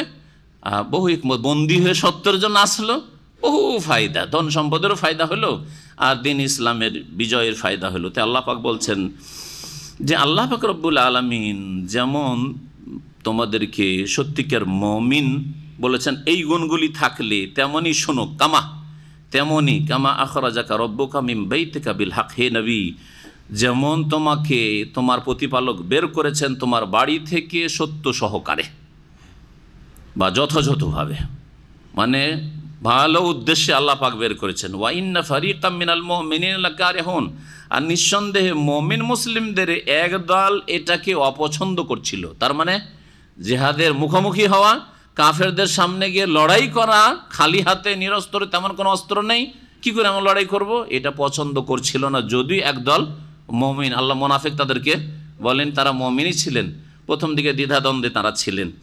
আল্লাহ পাক বলছে ইউজাদিলুনাকা ফিল হাক্কি বাদা মা তাবায়্যানা, তাদের জন্য সুস্পষ্ট হওয়ার পরেও এই সত্য সম্পর্কে তারা, হে নবী, তোমার সাথে বাক বিতণ্ডায় লিপ্ত ছিল। তার মানে নবী সাল্লাল্লাহু আলাইহি ওয়াসাল্লামের সাথে কথা আলাপ আলোচনা করছে, ইয়া রাসূলুল্লাহ কেমন করে আমরা লড়াই করব, আমরা তো প্রস্তুত হয়ে আসিনি, আমাদের কাছে অস্ত্র নেই, আমাদের কাছে কোনো ঘোড়া নেই, বাহন নেই, ছোটাছুটি করতে হবে, আক্রমণ করতে হবে, কীভাবে কী করব আমরা। তো এইরকম যে তোমার সাথে করছিল তারা, বাদামা তাবাইয়ানা, সুস্পষ্ট হওয়ার পর। কি সুস্পষ্ট হওয়ার পর? যে আল্লাহ পাক রব্বুল আলামিন যে উদ্দেশ্যে ওরা গিয়েছিল সেটা তাদের হাতছাড়া করে দিয়েছে। আল্লাহ ওর চাইতে ভালো চাইছিলেন। একটা সহজে হাসিল হওয়া, সেটা হচ্ছে বাণিজ্য কাফেলা, ধন সম্পদ, আর আরেকটা হচ্ছে জেহাদের ময়দানে এদের শক্তিকে দুর্বল করে গনিমত ধন সম্পদ হাসিল হওয়া। আল্লাহ কোনটা চাইছিলেন? হাদিসের ভাষায় রয়েছে আল ইরো ওয়ান নফির। ইর মানে হচ্ছে বাণিজ্য কাফেলা, আর নফির মানে হচ্ছে সেনাদল। তো আল্লাহ চাইছেন যে এই কাফের সেনাদলের সাথে মুখোমুখি হও তোমরা। তো তোমাদের জন্য স্পষ্ট হয়ে গেছে যে যেই উদ্দেশ্যে তোমরা এসেছিলে, এই বাণিজ্য কাফের উদ্দেশ্যে, ও তো হাতছাড়া হয়ে গেছে। আবু সুফিয়ান নিয়ে ও মক্কার দিকে এগিয়ে চলে গেছে, আর ধরতে পারবেন না ওদেরকে। যখন হাতছাড়া হয়ে গেছে, এখন হয় খালি হাতে ফিরে আসতে হয়, কিছুই পেলে না, মেহনত গেল ব্যর্থ, আর না হইলে কাফেরদের মুখোমুখি হয়ে লড়াই করতে হয়। তো আল্লাহ পাক বলছেন যে তোমার সাথে তারা বাক বিতণ্ডায় লিপ্ত রয়েছে ফিল হক, এই সত্যের ব্যাপারে, বাদামা তাবাইয়ানা, তাদের জন্য এই কথা স্পষ্ট হওয়ার পর যে বাণিজ্য কাফেলা হাতছাড়া হয়ে গেছে। কান্নামা ইউসাকুনা ইলাল মউত, কারণ খালি হাতে যেহেতু তারা ছিলেন, আল্লাহ বলছেন তাদের অবস্থাটা, তাদের ওপর একটা ভয় ভীতি চেপে গেছে যে আমরা কি করব খালি হাতে। কান্নামা, যেন, ইউসাকুনা ইলাল মউত ওয়া হুম ইয়ানজুরুন, তাদের চোখের সামনে তারা দেখছে যে তাদেরকে মৃত্যুর দিকে তাড়িয়ে নিয়ে যাওয়া হচ্ছে, মৃত্যুর দিকে তাদেরকে ঠেলে নিয়ে যাওয়া হচ্ছে। চোখের সামনে যেন মরণ দেখতে পাচ্ছি, কারণ ওরা তো 1000 আর আমরা হচ্ছে 313। ওরা প্রস্তুত হয়ে এসছে লড়াই করার জন্য, আমরা একেবারে প্রস্তুত না, আমাদের কাছে তেমন অস্ত্র কিছুই নেই। কি করে ওইটা হইতে পারে? তাহলে তো মত সামনে, চোখের সামনে দেখতে পাচ্ছি। এইরকম অবস্থা হয়ে গেছিল সাহাবায়ে কেরামদের। আল্লাহ পাক বলছেন ওয়াইজ ইয়াইদুকুমুল্লাহ ইহদা তাইফাতাইন, স্মরণ করো আল্লাহ পাক তোমাদের সাথে প্রতিশ্রুতি করছেন দুই দলের, বা করেছেন ইহদা তাইফাতাইন, দুই দলের একটি দলের, দুটো দলের একটি দল আল্লাহ দিতে চান। একটা হচ্ছে বাণিজ্যিক দল, আর আরেকটি হচ্ছে সেনা দল। বাণিজ্যিক দল ওরা চলে গেছে, তোমাদের হাতছাড়া হয়ে গেছে, আর সেনা দল মক্কার দিক থেকে আবু জাহালের নেতৃত্বে আসছে। দুটোরই একটা আল্লাহ দিতে চান তোমাদেরকে, যে আন্নাহা লাকুম, সেটা তোমাদের জন্য হবে। দুই দলের একটি দল তোমাদের জন্য হবে। ওয়াতাওয়াদ্দুনা আন্না গায়রা যাতি শাওকাতি তাকুনু লাকুম, আর তোমরা পছন্দ করছিলে, তাওয়াদ্দুনা, ওয়াদ্দা, ইয়াওয়াদ্দু মানে হচ্ছে পছন্দ করা, ভালোবাসা। তোমরা নিজের জন্য ভালোবাসছিলে, পছন্দ করছিলে যে তোমাদের জন্য নিরস্ত্র দলটি যেন হয়ে যায়, অর্থাৎ যাদের কাছে কোনো অস্ত্র নেই, বাণিজ্য কাফেলা, ওইটা যেন তোমরা হাসিল করে না, এটা তোমরা ভালোবাসছিলে। আর মিষ্টি জিনিস সবাই ভালোবাসে, তাই না? বেশি কষ্ট না করতে হয় আর সহজে হাসিল হয়। আর বিশেষ করে যারা বিদআত করে, ও তো সব মিষ্টি সুন্নাত, সবগুলি মিষ্টি সুন্নাত, কষ্টদায়ক সুন্নাত, তিতা সুন্নাত আদায় করতে চাই না। ওরা বলে যে ওই সাবানের হালুয়া রুটি কেন খায় জানেন? কেন খায় হালুয়া রুটি? বলছেন নবী সাল্লাল্লাহু আলাইহি ওয়াসাল্লামের ওই দাঁত ভেঙে গেছিল, ওই ওহদে দাঁত শহীদ হয়েছিল না, তো দাঁত শহীদ হওয়ার পরে তাদের এইসব বানানো কিচ্ছা শুরু থেকে শেষ পর্যন্ত সব বানানো। তারপরে দাঁত ভেঙে যে নবী সাল্লাল্লাহু কিছুই খেতে পারতেন না, তো হালুয়া খেয়েছিল। কি খেয়েছিলেন? হালুয়া খেয়েছিলেন। তো নবী সাল্লাল্লাহু যেহেতু হালুয়া খেয়েছেন, সেই জন্য আমরাও শাবান মাসে কি করি? শবে বরাতে হালুয়া খাই। স্যার, এটা হচ্ছে মিষ্টি সুন্নাত, ধরলাম যে সুন্নাত। এক প্রথম কথা কিচ্ছাই সব একবারে বানানো। শাবান মাসে ওহদ যুদ্ধ হয়নি, ওহদ যুদ্ধ শাবানে হয়, সওয়ালে হয়েছে, ঠিক না? তাহলে দেখেন 2 মাস আগে হালুয়া খেয়ে বসে আছে, 2 মাস আগে হালুয়া খেয়ে বসে আছে বিদ্যার্থীরা, অথবা 10 মাস পরে। তো যদি এই সুন্নত করতেই হয়, ধরে নিলাম তাদের কথায়, তো তার আগে তিতা সুন্নতটা আদায় করেন। সেটা কি? দাঁতগুলো ভাঙেন। জি, আল্লাহ পাক রব্বুল আলামিন বলছেন যে তোমরা কি চাইছিলে, ওয়াতাওয়াদ্দুনা তোমরা পছন্দ করছিলে, আন্না গায়রা যাতি শাওকাতে তাকুনু লাকুম যে তোমাদের জন্য যেন নিরস্ত্র দলটি হয়ে যায়, অর্থাৎ বাণিজ্য কাফেলাটি তোমরা যেন হস্তগত করতে পারো। ওয়া ইউরিদুল্লাহু আন ইউহিক্কাল হাক্কা বিকালিমাতিহি আর আল্লাহ পাক চাইছিলেন যে সত্যকে তার বাণী দ্বারা সুপ্রতিষ্ঠিত করবেন, সত্যকে দিন ইসলামকে শক্তিশালী করতে চান এই বদরের মাধ্যমে। ওয়াক্তা দাবের আল কাফিরিন আর কাফেরদের শেকড়কে কেটে দিতে চান। কাতা একটা মানে কেটে দেওয়া, আর দাবের বলা হয় পেছন দিককে, দাবের দবর থেকে, তো লেজ পেছন দিকে লেজ থাকে, তো এখানে এই জন্য শেকড়ের অর্থ করলাম, ভাব অর্থ। কাফেরদের শেকড়কে কেটে দিতে চান। কাফেরদের শেকড় ছিল এই বড় বড় নেতাগুলি যেগুলি বদরে ধ্বংস হয়েছিল, আবু জাহাল, ওতবা, শাইবা, রবিয়া, ওয়ালিদ বিন ওতবা, এরা সব বড় বড় বীর পুরুষ ছিল। সব বীর পুরুষগুলো বেরিয়ে এসেছিল তাদের ধন সম্পদ রক্ষা করার জন্য, সবগুলি গেছে। লিয়হিক্কাল হাক্কা যাতে আল্লাহ পাক সত্যকে প্রতিষ্ঠিত করেন, ওয়ায়ুবতিলাল বাতিল আর মিথ্যাকে আল্লাহ পাক রব্বুল আলামিন নির্মূল করেন বা নিশ্চিহ্ন করেন, ওয়ালাউ কারিহাল মুজরিমুন যদিও অপরাধীরা তা পছন্দ করে না। আর মক্কার লোকেরা, মক্কার কাফের মুশরিকেরা অপরাধী ছিল, মুজরিম ছিল, আর তারা এটা কখনো পছন্দ করবে না, চাইবে না, কিন্তু আল্লাহ পাক চান যে তাদেরকে নির্মূল করবেন, তাদেরকে শাস্তি দেবেন আর তোমাদেরকে আল্লাহ পাক বিজয়ী করবেন। নবী করিম সাল্লাল্লাহু আলাইহি সাল্লাম বদরের প্রান্তে পৌঁছে গেলেন। ওইদিকে কাফেররা প্রথম দিকে পৌঁছে গেছিল বদরে এসে, আর এসে যে এলাকায় পানি ছিল পর্যাপ্ত পরিমাণে, পানিগুলি সব দখল করে নিয়েছিল। পানি তাদের দখলে, কাফেরদের দখলে। মুসলিমরা এমন জায়গায় গিয়ে অবস্থান করলেন সেখানে পানির কোনো ব্যবস্থা নেই। এই আর এক সংকট, পরীক্ষার ওপর পরীক্ষা, খালি হাতে মুখোমুখি কাফেরদের, আর পানির ব্যবস্থা নেই। আল্লাহ পাক রব্বুল আলামিন নিয়ামত দেখেন। নবী সাল্লাল্লাহু আলাইহি ওয়াসাল্লাম দোয়া করতে শুরু করলেন, সাহাবায়ে কেরামরা এক এক জায়গায় এক এক সাহাবী দোয়া করা শুরু করলেন। আল্লাহ পাক ওই চিত্র তুলে ধরেছেন, এই তাস্তাগীসুনা রাব্বাকুম, স্মরণ করো যখন তোমরা তোমাদের প্রতিপালকের কাছে, রবের কাছে সকাতরে ফরিয়াদ করছিলে, যাচ্চা করছিলে, দোয়া করছিলে আল্লাহর কাছে। ইস্তিগাসা, ইস্তিগাসা মানে এক হচ্ছে দোয়া, দোয়া হচ্ছে সাধারণ অর্থে দোয়া মানে আল্লাহকে ডাকা, আহ্বান করা, ঠিক আছে।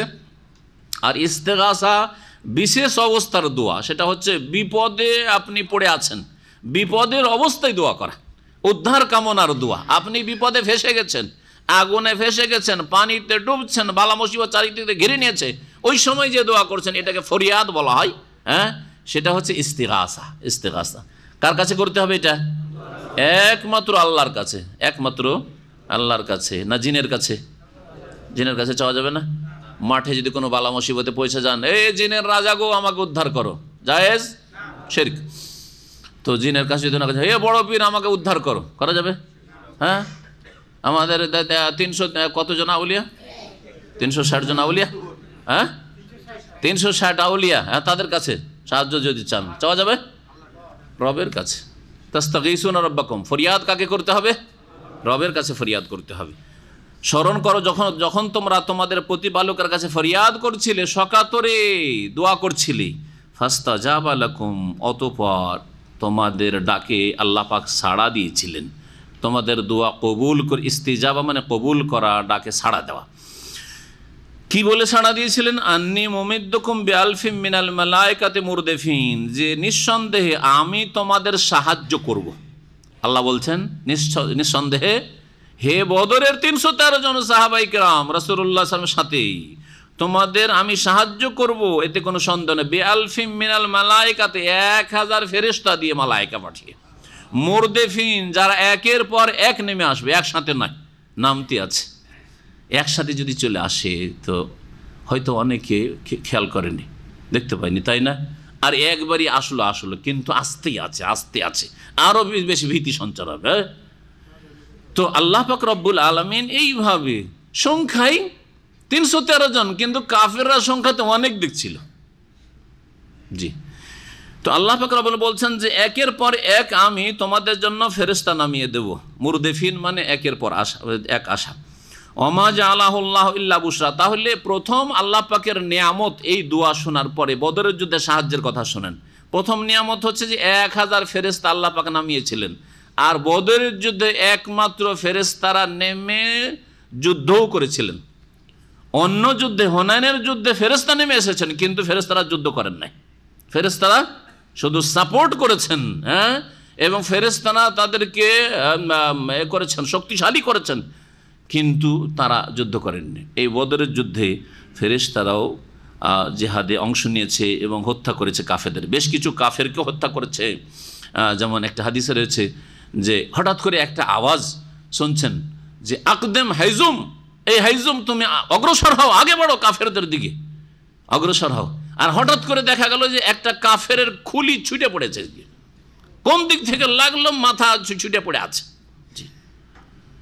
তো হাইজুম নামে এক ফেরেশতা, নবী সাল্লাল্লাহু আলাইহি ওয়া সাল্লাম বলেন মিন মাদাদিস সামাই সালেসা, তৃতীয় আসমানের ফেরেশতার পক্ষ থেকে এই মদদ এসেছে। এইভাবে আল্লাহ পাক সাহায্য করেছেন।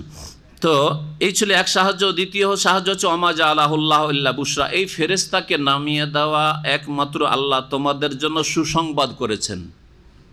আল্লাহ পাক বলতে চাইছেন এই কথা যে আল্লাহ কি ফেরেশতা নামাবার মুখাপেক্ষী, যে ফেরেশতা না নামাইলে আল্লাহ বিজয় দান করতে পারবেন না, আল্লাহ মুমিনদেরকে বিজয়ী করবেন না, এমনি করতে পারবেন না, আল্লাহর কুদরতে কোন দিয়ে করতে পারবেন না? হ্যাঁ, কোন দিয়ে যদি আগুন নিমাতে পারেন আল্লাহ রাব্বুল আলামিন, ইয়ানারু কুনি বারদান, তাহলে আল্লাহ পাককে কোন দিয়ে ধ্বংস করতে পারতেন না? কোন দিয়ে সারা পৃথিবী সৃষ্টি হয়েছে, তো কোন দিয়ে এই 1000 কাফেরকে ধ্বংস করতে পারতেন না? কিন্তু আল্লাহ ওই কোন দিয়ে চাননি, একটু মেহনতের মাধ্যমে হাসিল হোক। মেহনতের মাধ্যমে হাসিল হোক, যে তোমরাও মেহনত করো, তোমাদের সাথে ফেরেশতাও একটু লড়াই করুক, যে ফেরেশতা লড়াই করুক, তোমাদের সাথে থাকুক, তোমাদের সাপোর্টে। তোমাদের জন্য এটি সুসংবাদ ছিল যে 1000 ফেরেশতা আসছে, না হলে আমি ইচ্ছা করলে শুধু কোন দিয়ে হও দিয়ে করতে পারতাম। ওয়ালে তাতমাইন্না বিহি কুলুবুকুম, আর যাতে করে তোমাদের হৃদয়ের প্রশান্তি হাসিল হয় এর মাধ্যমে, এই ফেরেশতা নামানোর মাধ্যমে। ওমান নাসরু ইল্লা মিন ইনদিল্লাহ, আর আসলে তো সাহায্য একমাত্র আল্লাহর নিকট থেকে, সাহায্য একমাত্র আল্লাহর পক্ষ থেকে। ইন্নাল্লাহ আজিজুন হাকিম, নিঃসন্দেহে আল্লাহ পাক রব্বুল মহাপরাক্রান্ত আর মহান বা মহাবিজ্ঞানময়, হাকিম বিজ্ঞানময়। তার সৃষ্টিগত কাজেও হেকমত রয়েছে, রহস্য রয়েছে, এবং তার বিধিবিধানে শরীয়তের তাতে হেকমত রয়েছে। ইয ইউগাশশিকুমুন নুআসা আমানাতাম মিনহু, আর একটি অনুগ্রহ, এক তো ছিল 1000 ফেরেশতা নামানো, অন্তরকে তাদের প্রশান্তি দান করা, যে একটা অশান্তি ছিল যে কি করব, খালি হাতে, অস্ত্র নেই, কিছুই নেই, ঘোড়া নেই, সাজ সরঞ্জাম নেই যুদ্ধের কিছু, তো মনের প্রশান্তি। 3 নম্বর হচ্ছে যে আল্লাহর পক্ষ থেকে হঠাৎ করে যুদ্ধ শুরু হচ্ছে, ওই সময় তাদের ওপর তন্দ্রা চেপে গেছে, 313 জন সাহাবী সকলে ঝিমাচ্ছে। তন্দ্রা আসলে মানসিক শান্তি হাসিল হয়, ঝিমালে কি হয়, মানসিক শান্তি হয়। কিছুক্ষণ ঝিমানোর পরে দেখেন যে জেগে উঠেছেন, আবার হয় না, সজাগ, আর তারপর ঘুম আসছে না, ঘুম ভেঙে গেছে, এখন গাড়ি চালাচ্ছেন। কিন্তু যখন তন্দ্রাটা চলে আসে তখন কিছুক্ষণ থেমে যান, তন্দ্রা তখন আর গাড়ি চালায়েন না, দেখবেন তারপরে আপনি ঠিক আপন অবস্থায় চলে আসছেন। এটা মনের শান্তি হাসিল হয় তন্দ্রাতে। একাধিক জিহাদের ময়দানে আল্লাহর পক্ষ থেকে সাহাবাই কেরামদের ওপর তন্দ্রা এইরকম আল্লাহ পাক দিয়েছেন। ওহদের যুদ্ধ এরকম হয়েছিল, যখন হতাহত অবস্থায় তন্দ্রা, কাফেরদের অস্ত্র চলছে সাহাবাই কেরামদের ওপর, সেই সময় তন্দ্রা চেপে গেল, ওর মাধ্যমে প্রশান্তি। এখানেও আল্লাহ পাক কি করলেন, ইয ইউগাশশিকুমুন নুআস আমানাতাম মিনহু, স্মরণ করো যখন আল্লাহ পাক রব্বুল তোমাদেরকে ঢেকে দিলেন তন্দ্রা দিয়ে, আমানাতাম মিনহু, তার পক্ষ থেকে নিরাপত্তা স্বরূপ। এই তন্দ্রাতেই তোমাদের জন্য নিরাপত্তা ছিল, মনের শান্তি ছিল। ওয়া ইউনাজ্জিলু আলাইকুম মিনাস সামাই মাআন, আর আরেকটি নিয়ামত হচ্ছে আকাশ থেকে আল্লাহ পাক তোমাদের জন্য বৃষ্টি বর্ষণ করে দিলেন। কারণ সাহাবায়ে কেরামদের দিকে কি ছিল না, পানির ব্যবস্থা নেই, উযু নেই, কারো স্বপ্ন তো যে গোসলের ব্যবস্থা নেই, নামাজ পড়বো কি তায়াম্মুম করে, এ তো একটা দিক ছিল। আর একটা দিক ছিল, বদরে যারা গিয়েছেন আর ও যুদ্ধের এলাকাটাতে বালি আর বালি, সেই বালিতে পা ধরে রাখা যায় না, পা ফসকে যায়, পা স্থির থাকে না।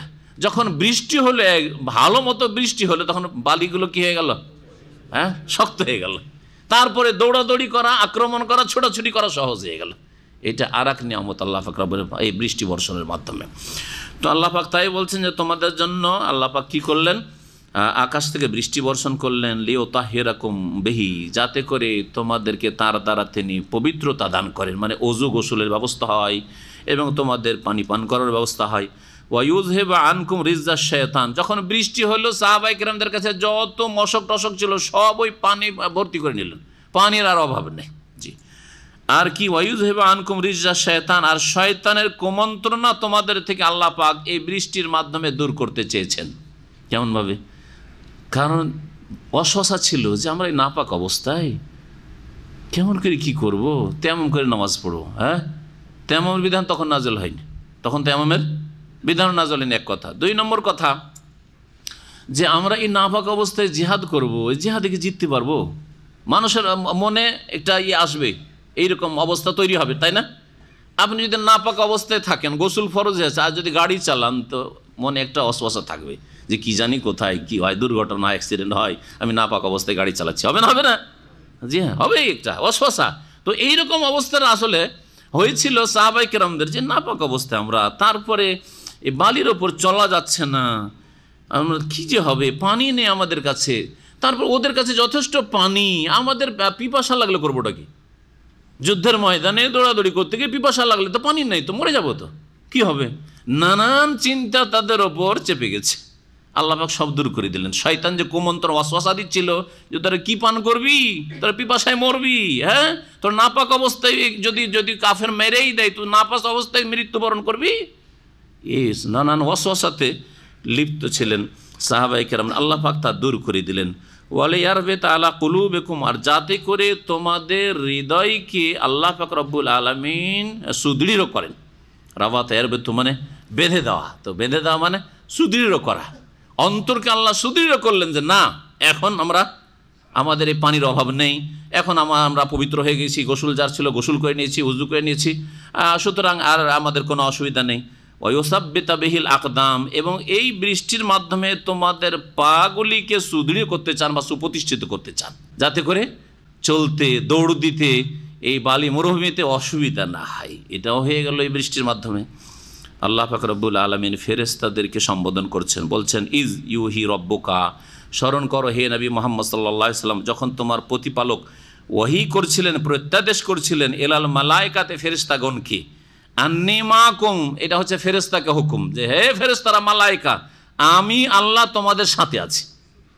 1000 ফেরেশতাকে আল্লাহ সম্বোধন করে কি বলছেন, যে আন্নী মাকুম, আমি তোমাদের সাথে আছি।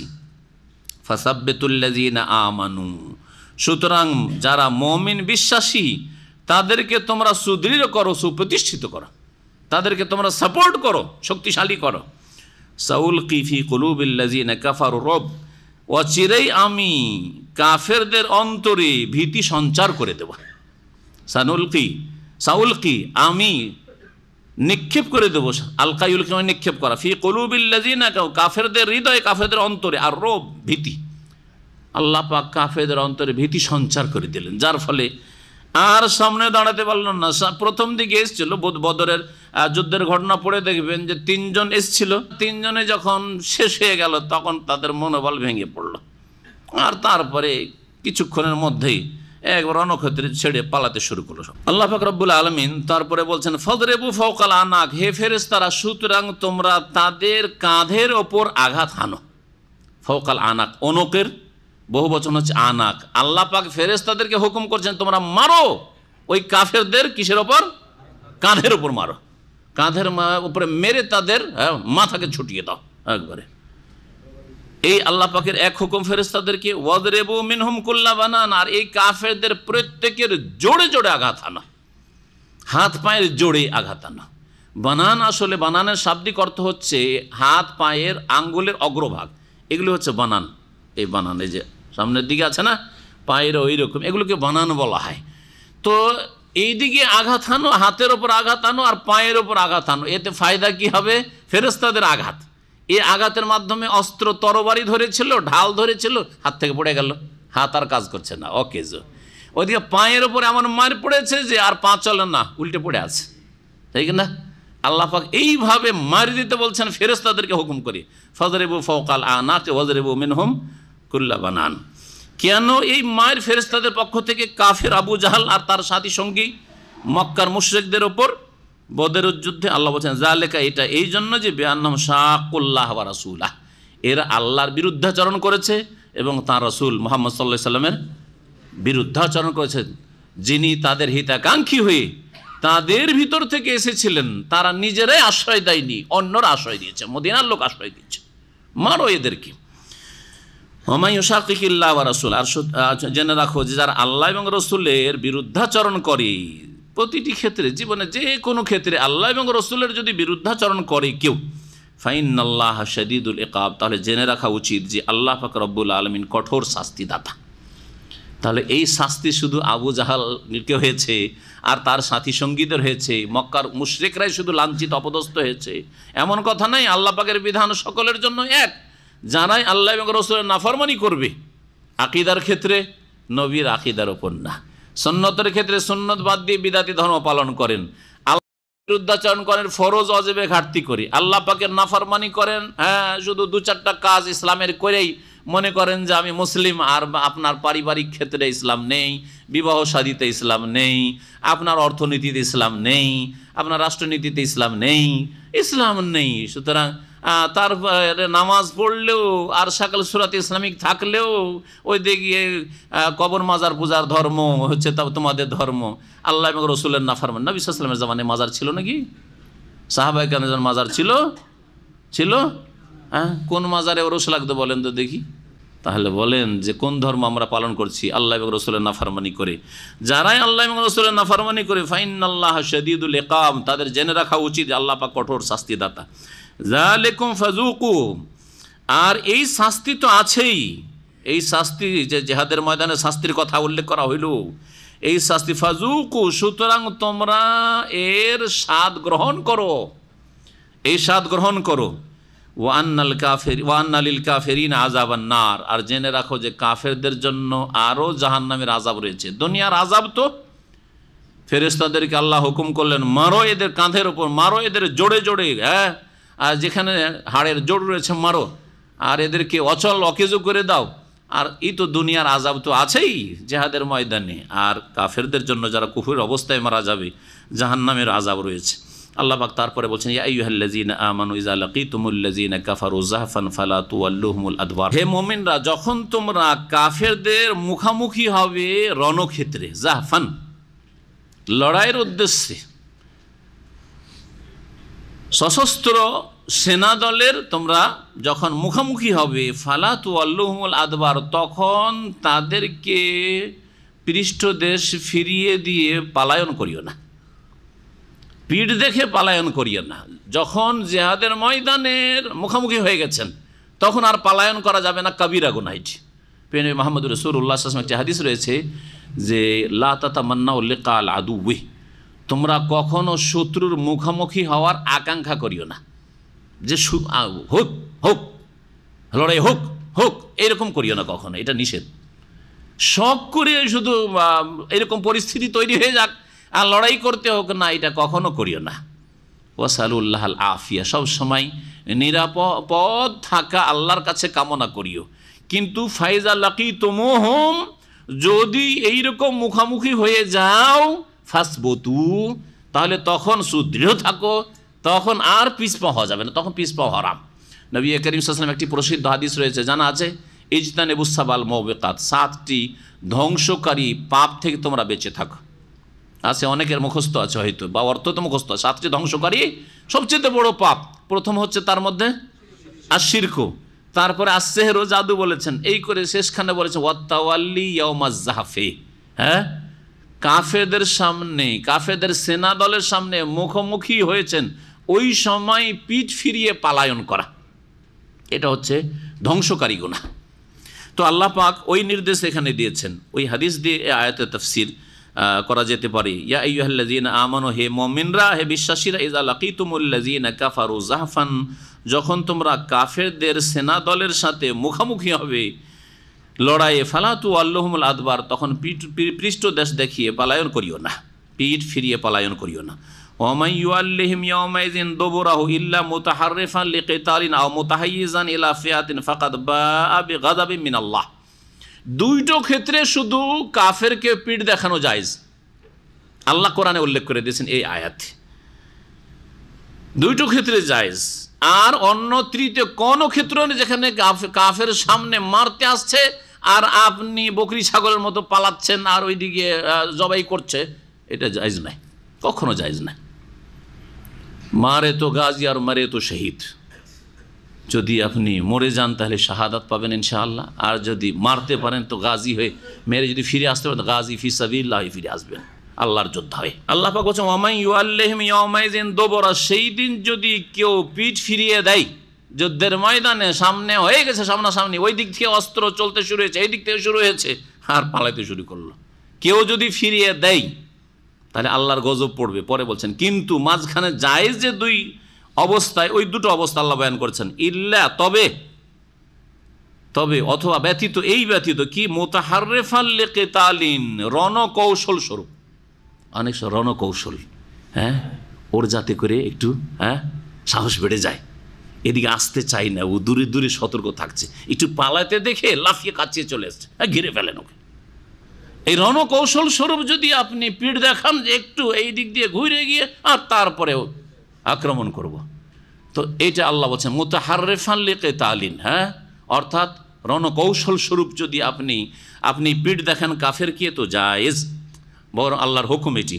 আর মুতাহাইয়িজান ইলা ফিয়াতিন, অথবা দেখছেন যে আপনি একলা পড়ে গেছেন, জিহাদ করতে করতে সামনে এগিয়ে গিয়ে একা পড়ে গেছেন আর চারিদিকে সব কাফের, তাহলে এখানে আপনার উদ্দেশ্য মাঠ থেকে পালিয়ে যাওয়ার না, যুদ্ধের মাঠ থেকে, বরং সেখান থেকে আপনি এসে আপনার দল খুঁজছেন, আমার লোকেরা কোথায় আছে সেখানে গিয়ে একটু আশ্রয় নিই, আর তারপরে ওদেরকে নিয়ে আবার একসাথে কয়েকজন হামলা করব, তখন তো এইটারও অনুমতি রয়েছে। আও মুতাহাইয়িজান ইলা ফিয়াতিন, অথবা নিজ দলের দিকে আশ্রয় নেওয়ার উদ্দেশ্যে, নিজ দলের কাছে আশ্রয় নেওয়ার উদ্দেশ্যে, যে ওখানে এসে আমি আবার তাদের উপর আক্রমণ করব, এই নিয়তে যদি পিঠ দেখান তো জায়েজ।